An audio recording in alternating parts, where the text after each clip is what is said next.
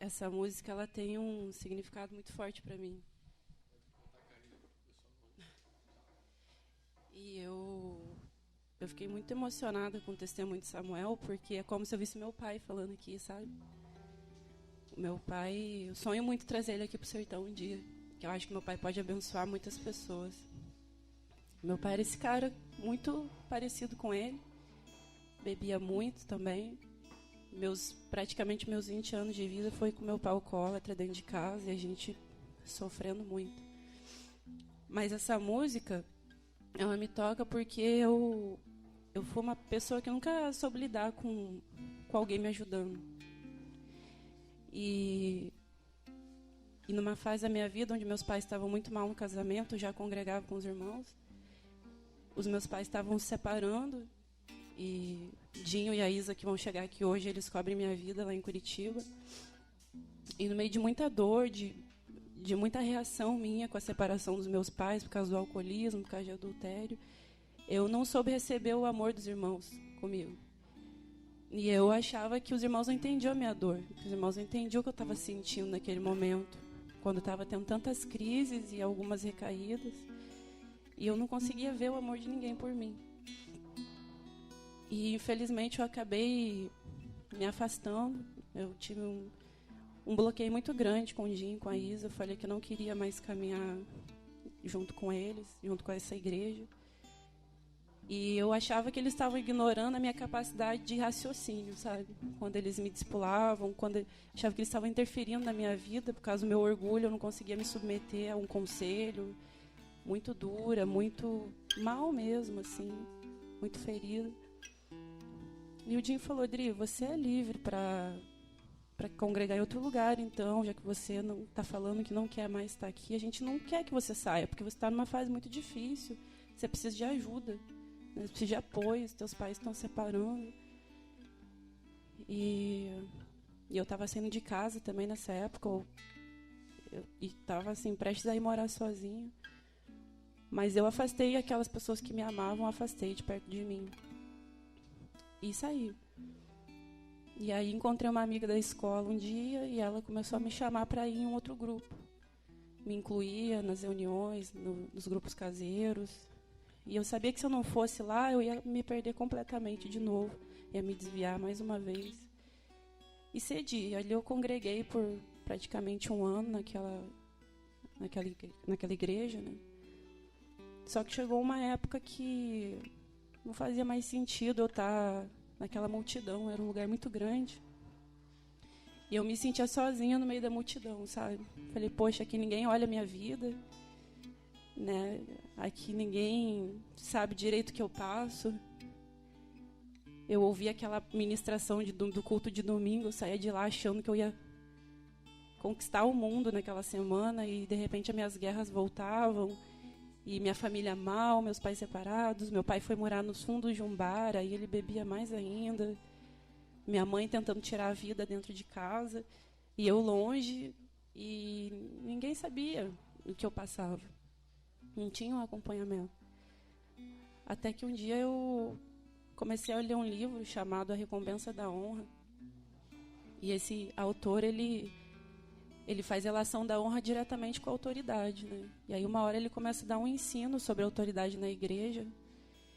E ele começa a narrar a história de uma pessoa que foi muito ajudada no meio da igreja, mas que no momento de conflito virou as costas para aquela liderança, para aqueles irmãos, e se rebelou e começou a difamar aqueles irmãos.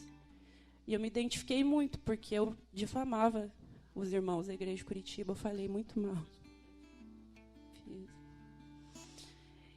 E eu minei muito uma amiga minha específica, que é Fer do Júlio, que até hoje congrega com a gente lá. Eu falava mal, falava, essas pessoas querem manipular, essas pessoas não entendem as nossas dores, e, poxa, e falava muito mal, era muito feio o que eu fazia. Mas aí eu acabei ficando muito solitária naquele grupo que eu estava congregando.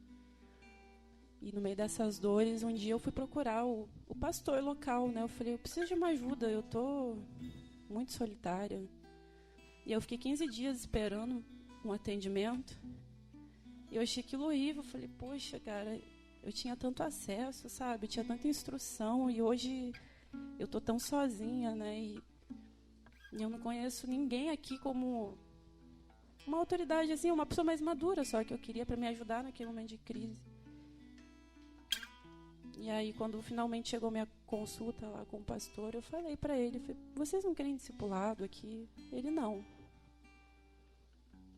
Eu falei, olha, eu queria te dizer, como uma ovelha que está aqui há 1 ano praticamente, que faz muita falta. Faz muita falta esse acompanhamento. Ele falou, Andriele, a gente não vai levar ninguém no colo. Se você quiser caminhar aqui, você vem nos cultos de domingo, ouve os ensinos e segue. Eu falei, mas eu preciso de ajuda, estou vivendo uma fase muito difícil da minha vida. Ele, então, procura algum diácono no meio da igreja, algum presbítero e pede ajuda. Eu falei, mas como que eu vou pedir ajuda para alguém que não me conhece, que nunca me viu, que não sabe quem eu sou? Às vezes era um homem que ia me atender, sabe? Eu cheguei a ficar nas filas no final das reuniões, ficava tipo 1 hora na fila esperando. E vinha um homem me atender, assim, às vezes eu estava com uma crise de mulher, eu precisava de alguém mais próximo. Ele, Andriele, aqui é assim, se você quiser, fica aqui, senão você é livre, pode ir congregar em outro lugar. Eu falei, poxa, mas você está me tratando como um número, né? Ele, a gente não acredita em discipulado. Discipulado para eles, eu não sei se era o método, o que era, sabe? Eu falei, eu estou me sentindo como se você dissesse, está vendo essa casa linda aqui que eu estou te mostrando? Então, tá aqui as ferramentas, pode construir. Eu falei, mas eu não sei a hora que eu tenho que usar o martelo, a hora que eu tenho que usar o prego. Eu não sei. Ele, André, aqui é assim, fica liberado para ir congregar em outro lugar. E acabou. Eu falei, poxa, esperei 15 dias para isso, sabe? Eu fiquei triste e continuei lendo aquele livro. E aí esse livro conta, como eu estava dizendo, a história de uma pessoa que fez o que eu tinha feito, né? Foi muito ajudada, foi muito servida pelos irmãos. E aí, de repente, se revoltou num momento difícil, começou a difamar a igreja e não se arrependeu, desonrou aquela liderança e aquela pessoa sucumbiu, sabe, na vida. E ele começa a ensinar sobre a importância de você ter dupla honra, né, para aqueles que quiserem pela sua vida, começa a dar vários princípios. Eu falei, gente, essa história é minha, sabe? Eu estou errando muito com essas pessoas, com essa liderança que me ajudou, que por anos, né, ali eu tive pelo menos 3 anos de acompanhamento e eu virei as costas. E aí Deus foi ministrando no meu coração. Como não tinha ninguém no meio, era eu e o Senhor, sabe? 15 dias direto, eu lia muito no ônibus e eu chorava muito dentro do ônibus, as pessoas que não entendiam. Mas Deus foi falando no meu coração que eu precisava fazer o caminho de volta, sabe? Se eu quisesse alegrar a Ele, eu precisava... E honrar aquela liderança, precisava pedir perdão àqueles irmãos. E o curioso é que vários irmãos deles trabalhavam na mesma empresa que eu. E eu pedi demissão várias vezes, porque eu não queria mais estar no mesmo ambiente que aqueles irmãos. E para ajudar ainda, mudaram uma sala de trabalho e me colocaram para trabalhar no mesmo andar que a Isa, que me cobria, né? Aí eu passava assim de cabeça baixa, que eu nem queria olhar para ela, por causa do meu coração fechado. Né?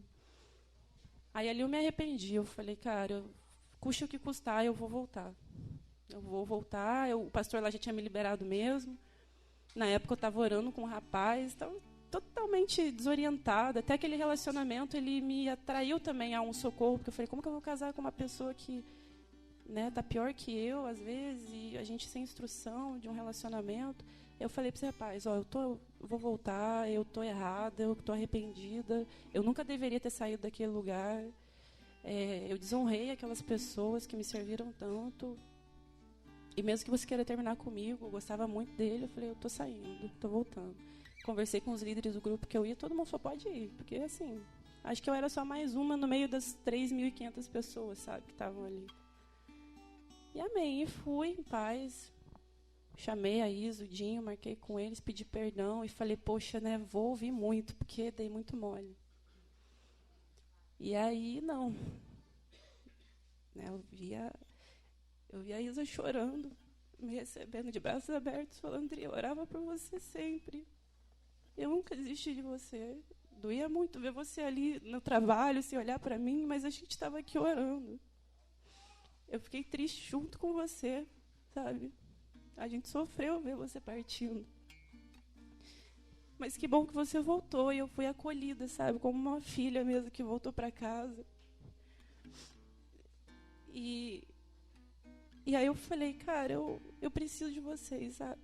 Eu preciso dessa cobertura, eu sou muito imatura, sou muito criança ainda, eu preciso aprender. E a Isa e o Dinho me perdoaram, a gente restaurou tudo que tinha para restaurar e eu comecei a congregar de novo com os irmãos, foi em 2012. E ali eu comecei a receber o reino de Deus de uma forma muito grande, muito profunda. E aí eu fui amadurecendo na fé, né? E Deus fez um milagre, assim, depois de muita oração. Os meus pais, eles voltaram para Jesus. Meu pai largou os vícios. Minha mãe se arrependeu dos pecados dela. E eles começaram a congregar num outro contexto. E eu continuei orando, ainda vendo meus pais muito, assim, engatinhando, né, na fé. E aí chegou uma hora que eu entendi o meu papel dentro da minha família, eu comecei a abençoar meu pai e minha mãe, e sempre conversando, sempre entendendo ali que eu era uma discípula, um modelo para eles. E a Isa e o Dinho sempre me cobrindo em oração, me orientando. Até que chegou um dia, assim, anos depois, né? E os meus pais falaram, André, a gente precisa de ajuda também, sabe? A gente precisa viver isso que você vive, sabe? Quando eu mudava de casa, que eu não morava mais com meus pais, estava lá o Dinho carregando minha mudança, sabe? Eu fiquei doente, estava lá o Dinho e a Isa me levando no hospital. E meus pais iam vendo que a igreja era aquilo, sabe? E aí eles começaram a sentir um número, porque eles não alcançavam também um socorro onde eles estavam congregando. E eles viram a miséria deles, sabe? E começaram a vir. E minha irmã veio, agora o meu irmão recentemente voltou para Jesus também, e já está lá sendo socorrido, sabe, pelos irmãos. E hoje eu vivo assim uma vida de muita gratidão a Deus, pela igreja, pelos irmãos, sabe, por essa oferta de amor que tem no nosso meio, por ter sido socorrida, por estar nesse estágio da minha vida que eu estou hoje. E também por ver a minha família restaurada, sabe? Eu cocei o olho várias vezes aqui, né? Me abençoou muito, André, a tua palavra.